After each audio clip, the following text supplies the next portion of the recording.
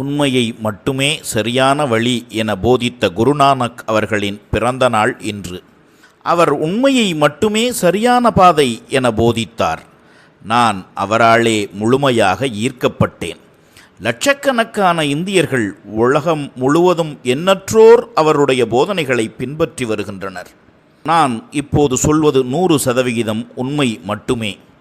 அந்த 100% உண்மையை என்னாலே நிரூபிக்க முடியும். நிரூபிக்க முடிந்தவற்றை மட்டுமே நான் உங்கள் முன் தெரிவிக்கிறேன்.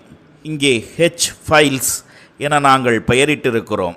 ஒரு முழு மாநிலம் எப்படி திருடப்பட்டிருக்கிறது என்பதை இப்போது நான் உங்கள் முன் விளக்கப் போகிறேன். மகாதேவ்புராவும் ஆலம் தொகுதியிலும் நடைபெற்ற முறைகேடுகளை ஆராய்ந்தபோது இது ஒரு தொகுதி அளவில் மட்டுமல்ல, மாநில அளவிலும் தேசிய அளவிலும் இது நடந்திருக்கும் என்று நாங்கள் சந்தேகப்பட்டோம். ஹரியானா தேர்தல் சமயத்தில் எங்களுக்கு வேட்பாளர்களிடமிருந்து தவறுகள் நடைபெறுவதாக செய்திகள் கிடைக்கப் பெற்றோம். சில இடங்களில் தவறுகள் நடைபெற்றது. சில இடங்களில் தேர்தல் கமிஷன் சரிவர வேலை செய்யவில்லை. கருத்து கணிப்புகள் நமக்கு சாதகமாகவே வந்தன, ஆனால் முடிவுகள் அதற்கு நேர்மாறாக வந்தது.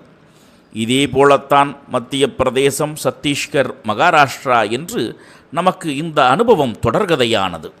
உடனடியாக ஹரியானாவில் என்ன நடந்தது என்று முழுமையாக உன்னிப்பாக பார்த்து விடுவது என்று நாங்கள் களமிறங்கினோம். முழு விவரமும் அறிய முற்பட்டோம். உங்களுக்கு தெரியும், எல்லா கருத்து கணிப்புகளும் காங்கிரஸ் அபரிதமாக வெற்றி பெறும் என்று சொன்னது. இங்கே 5 பிரதானமான கருத்து கணிப்புகளை உங்கள் முன் வைக்கிறேன். தேர்தலுக்கு பிந்தைய கருத்து கணிப்புகள் இவை. காங்கிரஸ் 58, 54, 62, 61 தொகுதிகளில் வெற்றி பெறும் என்று இந்த கருத்து கணிப்புகள் சொன்னது. பாரதிய ஜனதா 28, 26 தொகுதிகளில்தான் வெற்றி பெறும் என்று இந்த கருத்து கணிப்புகள் சொன்னது. ஆனால் முடிவுகள் எதிர்மாறாய் போனதன் காரணம் என்ன? ஹரியானா தேர்தல் களத்தில் இதுவரை இல்லாத அளவில் தபால் ஓட்டுகளில் பதிவான வாக்குகளுக்கும் உண்மையான வாக்குகளும் பொருத்தமே இல்லை, முரண்பட்டது. எப்போதும் இதுபோன்று நடைபெற்றதே இல்லை. தபால் வாக்குகளின்படி காங்கிரஸ் கட்சி 73லும் பாரதிய ஜனதா 17லும் முன்னிலை வகித்தன. ஆனால் முடிவுகள் மாறுபட்டன. ஆகவே இதனை முழுமையாக சரிபார்த்துவிட முனைந்தோம். இப்போது உங்களுக்கு இங்கே காட்டப்போகிற, தெரிவிக்கப் போகிற தகவல்களை நான் முதலில் பார்த்தபோது நம்ப மறுத்தேன், அதிர்ச்சி அடைந்தேன். ஏனென்றால் என்னால் நம்ப முடியவில்லை. நான் என்னுடைய தகவல் திரட்டும் நண்பர்களிடம் சொன்னேன், மீண்டும் ஒரு முறை தகவல்களை சரிபாருங்கள். ஒரு தரப்பில் மட்டுமல்ல, பல தரப்புகளில் நீங்கள் தகவல்களை சரிபார்த்தாக வேண்டும் என்று சொன்னேன். அப்படி சரிபார்க்கப்பட்ட தகவல்களைத்தான் இப்போது நான் உங்கள் முன் சொல்கின்றேன். இப்போது நாங்கள் சொல்வது 100% உண்மை.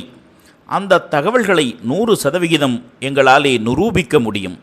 இந்தியாவின் அடுத்த தலைமுறை, இளைய தலைமுறை இதனை பார்க்க வேண்டும்.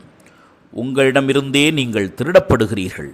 உங்கள் எதிர்காலம் திருடப்படுகிறது.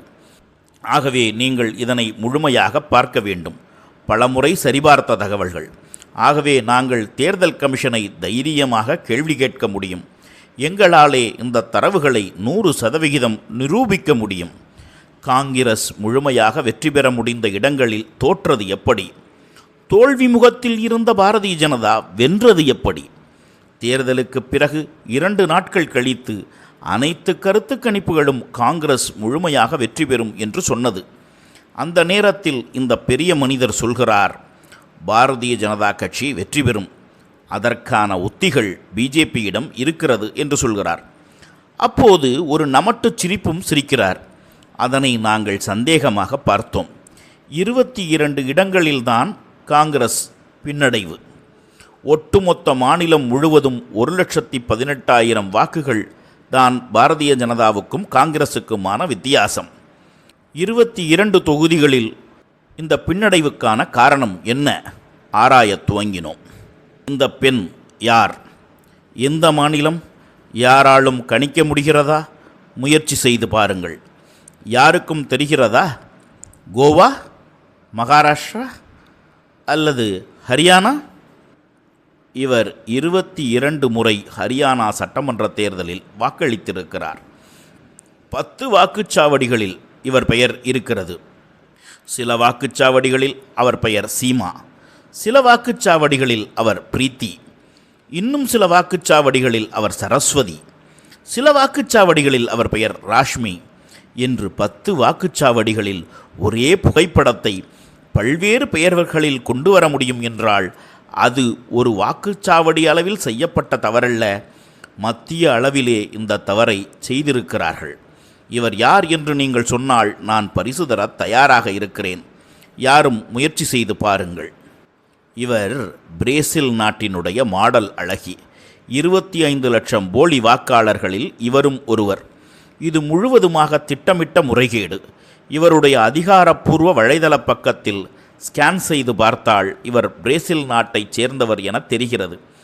பிரேசில் நாட்டைச் சேர்ந்த ஒருவர் ஹரியானாவின் வாக்காளர் பட்டியலுக்கு வந்தது எப்படி? தேர்தல் கமிஷன் இதற்கு விளக்கம் தருமா? 25 லட்சம் வாக்குகள் திருடப்பட்டிருக்கிறது. அதன் விவரங்களை பாருங்கள். போலியான நகல் வாக்காளர்கள் 5,21,619. தவறான முகவரி மூலம் வாக்காளர்கள் 93,174. மொத்த வாக்காளர்கள் ஒரே முகவரி வாக்காளர்கள் பல்க் ஓட்டர்ஸ் 19,26,351. ஃபாரம் 6 மூலம் தவறாக பயன்படுத்தி சேர்க்கப்பட்ட பெயர்கள், அவற்றை நம்மாலே தர இயலாது. ஃபாரம் 7ஐ பயன்படுத்தி பல வாக்காளர்கள் நீக்கப்பட்டிருக்கிறார்கள். அதுவும் நம்மாலே தர இயலாது. காரணம், மகாதேவ்புரா ஆலம் தவறுகளை நாம் கண்டுபிடித்த பிறகு தேர்தல் கமிஷன் நம்மை இந்த ஆவணங்களை பார்க்க அனுமதிப்பதில்லை. மகாதேவ்புரா சட்டமன்ற தேர்தலில் ஃபாரம் 6ஐ பயன்படுத்தி ஏராளமான போலி வாக்காளர்கள் சேர்க்கப்பட்டிருந்தனர்.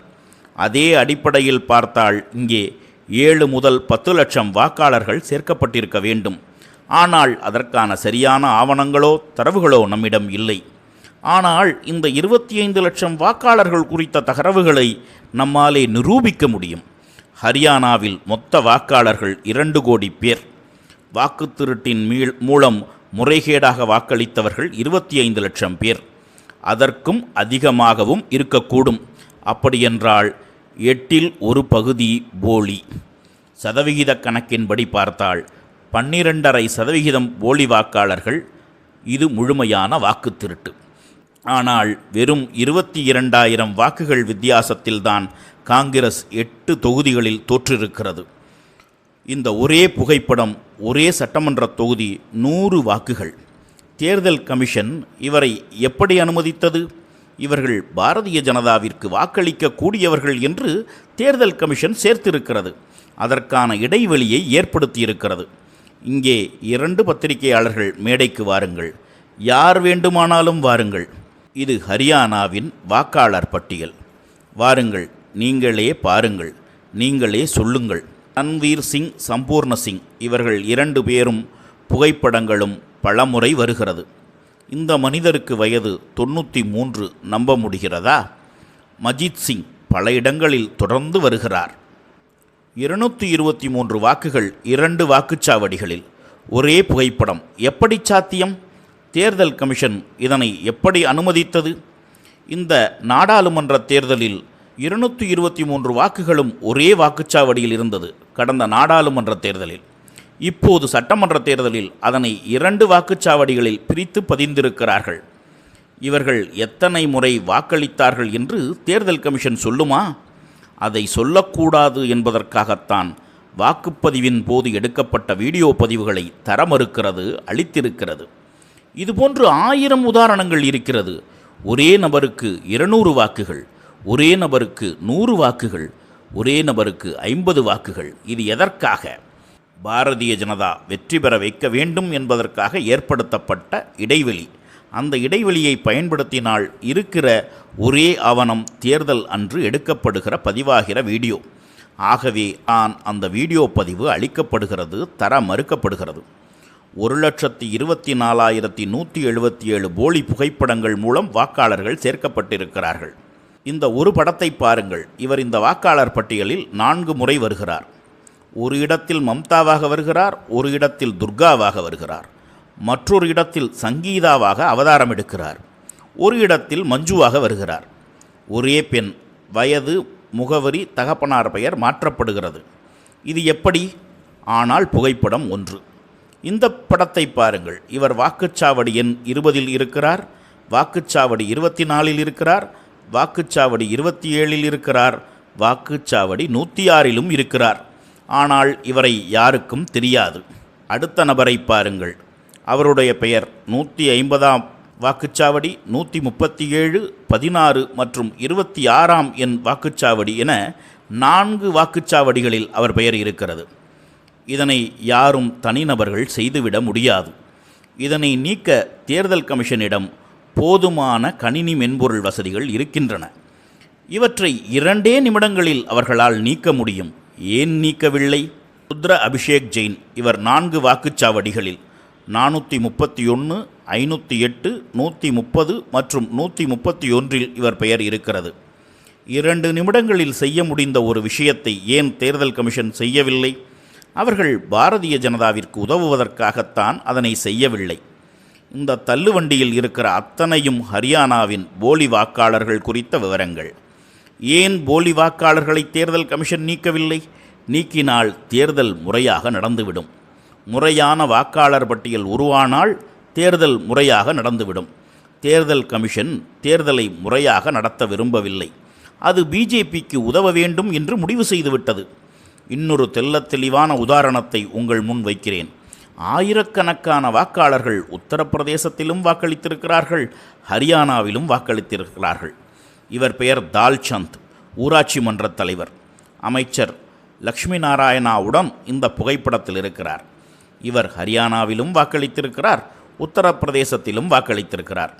இவருடைய பெயர் யஸ்வீர். இவர் அமைச்சர் லக்ஷ்மி நாராயணின் உறவினருடன் இருக்கிறார். இவர் தால்சந்தின் மகன். அவர் 2 இடங்களிலும் வாக்களித்திருக்கிறார். ஒவ்வொரு இடத்திலும் அப்பாவின் பெயர் மகனுக்கும் மகனுடைய பெயர் அப்பாவுக்கும் என சில குளறுபடிகள் அதில் இருக்கிறது. இவர் பெயர் பிரகலாத், உத்தரப்பிரதேசத்தின் மதுரா மாவட்டத்தைச் சேர்ந்தவர். அமைச்சர் லட்சுமி நாராயணனின் உறவினரோடு இந்த புகைப்படத்தில் இருக்கிறார். இவர் பாரதிய ஜனதாவினுடைய பிரமுகர். இவரும் 2 மாநிலங்களிலும் வாக்களித்திருக்கிறார். பாரதிய ஜனதா கட்சியைச் சேர்ந்தவர்கள் என்றால் நீங்கள் மகாதேவ்புராவிலும் வாக்களிக்கலாம், வாரணாசியிலும் வாக்களிக்கலாம், உத்தரப்பிரதேசத்திலும் வாக்களிக்கலாம், ஹரியானாவிலும் வாக்களிக்கலாம். ஹரியானாவின் முதலமைச்சர் சொல்கிற உத்தி என்ன என்று அவர் சொல்கிறார். அந்த உத்தி அவருக்கும் தெரியும், நம்மாலே அதனை நிரூபிக்கவும் முடியும். பலருக்கு வீட்டு கதவு இலக்கு எண் சைபர் என்று தேர்தல் கமிஷன் பதிவிட்டிருக்கிறது. அதற்கு தலைமை தேர்தல் கமிஷனர் வீடு இல்லாதவர்கள், சாலைகளில் வசிப்பவர்களுக்கு நாங்கள் சைபர் என போட்டு வாக்களிக்கும் உரிமையை தந்திருக்கிறோம் என்று சொல்கிறார். இங்கே நரேந்திரா என்பவருக்கு சைபர் என்று இருக்கிறது. ஆனால் அவருடைய வீடு இது. ஏன் உண்மையான கதவிழக்க எண் போடப்படாமல் சைபர் என்று போட்டிருக்கிறார்கள்? இவர் வருவார், வாக்களிப்பார், போவார். இவரை பற்றிய தகவல்களை நாம் திரட்டிவிடக்கூடாது என்பதற்காகத்தான் அந்த வீடு இருக்கிறவருக்கும் சைபர் என்ற முகவரியினை தந்திருக்கிறார்கள். தேர்தல் கமிஷனர் பொய் சொல்கிறார். யாரும் எந்த தகவல்களையும் சரிபார்த்து விடக்கூடாது என்பதற்காக. இதுபோன்று 150 பாரதிய ஜனதா தலைவர்கள் இந்த வாக்காளர் பட்டியல்களில் முறைகேடாக இடம்பெற்றிருக்கிறார்கள். இவர் பல்வால் நகராட்சியினுடைய துணை சேர்மன். இவருடைய வீட்டில் 66 வாக்காளர்கள் இருக்கிறார்கள். இந்த வீட்டின் எண் 265. இந்த வீட்டில் 501 வாக்காளர்கள் இருக்கிறார்கள். வீட்டு எண் 19. இந்த வீட்டில் 100 வாக்காளர்கள் இருக்கிறார்கள். பட்டியல் படிதான் இந்த வாக்காளர்கள் இருக்கிறார்கள். தவிர இந்த வீடுகளில் முறையாக 66 பேரோ 51 பேரோ 100 பேரோ நிச்சயமாக இல்லை. நாங்கள் ஆள் அனுப்பி அவற்றை சரிபார்த்து விட்டோம். ஒரே முகவரியில் 10 நபர்களுக்கு மேல் இருந்தால் தேர்தல் கமிஷன் நேரடியாக சரிபார்ப்பு அதிகாரியை அனுப்பி அதனை சரிபார்க்க வேண்டும் என்பது தேர்தல் கமிஷனின் விதிமுறை. ஆனால் இந்த 66 வாக்குகள், 501 வாக்குகள் மற்றும் 100 வாக்குகள் விவகாரத்தில் சரிபார்க்கப்பட்டதா என தேர்தல் கமிஷன் சொல்ல வேண்டும். இப்போது ஃபாரம் 6 எப்படி பயன்படுத்தப்பட்டிருக்கிறது, வாக்கு திருட்டுக்கு பயன்படுத்தப்பட்டிருக்கிறது எப்படி என்று பார்ப்போம். 3.5 லட்சம் வாக்காளர்கள் இந்த சட்டமன்ற தேர்தலில் நீக்கப்பட்டிருக்கிறார்கள். தேர்தல் கமிஷன் நீக்கப்பட்ட தரவுகளை தர மறுக்கலாம். ஆனால் மக்களை சந்தித்து எங்களால் அவற்றை பெற முடியும். ஏராளமான வாக்காளர்கள் அதுபோன்று நீக்கப்பட்டிருக்கிறார்கள். ஒரு 4 உதாரணங்களை நான் உங்கள் முன் வைக்கிறேன். என் பெயர் அஞ்சலி தியாகி. என் கணவர் அமித். நான் ராய் சட்டமன்ற தொகுதி மாலிக்பூர் என்ற ஊரில் வசிக்கிறேன். நாடாளுமன்ற தேர்தலில் நான் வாக்களித்தேன். சட்டமன்ற தேர்தலில் என் பெயர் நீக்கப்பட்டிருக்கிறது. நான் அனுஜ், ராகுல், சாட்சி, சோனியா என்று எங்களுடைய குடும்பத்தில் பெயர் வாக்காளர் பட்டியலில் இருந்து நீக்கப்பட்டிருக்கிறது. நான் சதாம் உசேன், என் மனைவி பெயர் யாஸ்மின். எங்களுடைய பெயர் நாடாளுமன்ற தேர்தல் பட்டியலில் இருந்தது. சட்டமன்ற தேர்தல் வாக்காளர் பட்டியலில் எங்கள் பெயர் நீக்கப்பட்டிருக்கிறது. என் பெயர் சந்தோஷ் ராம். என் தகப்பனார் பெயர் லக்கீர் ராம். மாலிக்பூரைச் சேர்ந்தவர்கள். குடும்பத்தோடு எங்களுடைய பெயர் வாக்காளர் பட்டியலில் இருந்து நீக்கப்பட்டிருக்கிறது. இவை அனைத்தும் குறிவைத்தே நடத்தப்பட்டிருக்கிறது. இவர்கள் அனைவரும் காங்கிரஸ் கட்சிக்கு வாக்களிப்பார்கள் என்று தெரிந்தே இது செய்யப்பட்டிருக்கிறது. இந்த ஏராளமான மக்கள் தங்களின் உரிமைகளை எப்படி இழந்திருக்கிறார்கள்? இந்த பெரிய மனிதர் எங்களுடைய உத்தி என்று சொன்னாரே, அந்த உத்தி இதுதான். உத்தரப்பிரதேசத்தில் வாக்களித்தவர்கள் ஹரியானாவிலும் வாக்களித்திருக்கிறார்கள். தவறான புகைப்படங்கள் மூலம் வாக்காளர்கள் சேர்க்கப்பட்டிருக்கிறார்கள். இல்லாத முகவரியில் இருந்து வாக்களித்திருக்கிறார்கள். வெறும் 22,000 வாக்குகளில்தான் காங்கிரஸ் ஒரு மாநில ஆட்சி உரிமையை, வாய்ப்பை இழந்திருக்கிறது. ஆகவே ஹரியானாவில் நடந்தது தேர்தல் அல்ல. தேர்தல் நடக்கவில்லை. தேர்தல் திருட்டு நடந்திருக்கிறது. வாக்கு திருட்டு நடந்திருக்கிறது. இதற்கு யார் பொறுப்பு? காங்கிரஸ் வெற்றி பெறக்கூடாது என்பதற்காக தேர்தல் கமிஷனும் பிரதமர் மோடியும் உள்துறை அமைச்சர் அமித்ஷாவும் சேர்ந்து கூட்டணி அமைத்து காங்கிரஸின் வெற்றி வாய்ப்பை குறைத்திருக்கிறார்கள். நான் இங்கே சொன்ன அத்தனை தகவல்களும் உண்மை. தேர்தல் கமிஷன் வெளியிட்ட ஆவணங்கள் தான் இதற்கு ஆதாரம். இந்த தகவல்கள் அனைத்தும் தேர்தல் கமிஷனுடைய தரவுகள். அவற்றை சரிபார்த்தோம், ஒன்றுக்கொன்று ஒப்பிட்டோம். அது மட்டுமே நாங்கள் செய்திருக்கிறோம். எந்த ஆவணங்களும் நம்முடையது கிடையாது, தேர்தல் கமிஷனுடையது. இதனை நாங்கள் செய்ததற்கு காரணம் இந்திய ஜனநாயகத்தை காக்க வேண்டும் என்பதற்காக. ஆனால் இந்திய தேர்தல் கமிஷனின் பணி ஜனநாயகத்தின் காக்கும் பணியை கடந்து இப்போது ஒருவித தொழிலாகிவிட்டது. ஏன் இதனை நம்மாலே சரிபார்க்க முடியவில்லை? வாக்காளர் பட்டியல் கடைசி நேரத்தில் வெளியிடப்படுகிறது. தேர்தலுக்கு சில தினங்களுக்கு முன்னதாகவே வெளியிடப்படுகிறது. அதனை தேர்தல் கமிஷன் பயன்படுத்தி கொள்கிறது. நம்முடைய அரசியல் அமைப்பையும் இந்திய இறையாண்மையையும் நம்முடைய இந்திய ஜனநாயகத்தையும் கொள்வதற்கு தேர்தல் கமிஷன் பயன்படுத்தி கொண்டிருக்கிறது. பீகாரில் ஒரே கிராமத்தில் நீக்கப்பட்ட தகவல்களை நான் இப்போது உங்கள் முன் பேச வைக்கிறேன். நாங்கள் பீகாரில் ஜம்மு மாவட்டத்தில் தரம்பூரைச் சேர்ந்த நாம்நகர் ஒன்றியத்தில் இருந்து வந்திருக்கிறோம். குடும்பத்தோடு எங்கள் அத்துணை பேருடைய பெயர்களும் வாக்காளர் பட்டியலில் இருந்து நீக்கப்பட்டிருக்கிறது. இதுதான் பீகாரின் உண்மை நிலவரம். பீகார் தேர்தல் முடிந்தவுடன் இதே மாதிரி தவறுகளை எங்களாலே பட்டியலிட முடியும். இதுதான் இந்திய ஜனநாயகத்தின் உண்மை நிலை. மிகுந்த அதிர்ச்சியான உண்மை நிலை. எப்படி ஒரு பிரேசில் நாட்டு பெண் ஹரியானாவில் வாக்காளர் பட்டியலில் வருகிறார்? கடந்த பத்திரிகையாளர் சந்திப்பில் நீங்கள் என்னை கேட்டீர்கள், நீங்கள் என்ன செய்யப் போகிறீர்கள், உங்கள் அடுத்த கட்ட நடவடிக்கை என்ன என்று. நான் தெள்ளத் தெளிவாக இந்த நாட்டு மக்களுக்கு தெளிவுபடுத்த விரும்புகிறேன். பிரதமரும் உள்துறை அமைச்சரும் இப்போது ஹரியானா முதலமைச்சரும் இந்திய அரசியல் அமைப்பை கேலிக்கூத்தாகி வருகின்றனர். அடுத்த தலைமுறையை, இந்த நாட்டின் இளைய தலைமுறையை நான் ஜனநாயகத்தை காக்க வேண்டும் என்று வேண்டுகிறேன். சத்தியமும் அகிம்சையும் மட்டுமே உங்களுடைய பாதையாக இருக்க வேண்டும். அமைதியான முறையில் போராட வேண்டும். ஜனநாயகத்தை காக்க வேண்டும். ஒட்டு மொத்தமாக வாக்கு திருட்டு மொத்த வணிகமாக இங்கே நடந்து வருகிறது. அரசியல் அமைப்பு கொல்லப்படுகிறது. இவற்றை நாம் காப்பாற்றியே ஆக வேண்டும். வாக்கு திருட்டை நிறுத்தியே ஆக வேண்டும் என்று தேர்தல் கமிஷனின் தவறுகளை, வாக்கு திருட்டின் உண்மை முகத்தை தோலுரித்து காட்டினார் நாடாளுமன்ற எதிர்க்கட்சித் தலைவர் ராகுல் காந்தி. ஜெய் ஹிந்த். தேசிய தோழன் ஒய் பழனியப்பன், சிவகங்கை.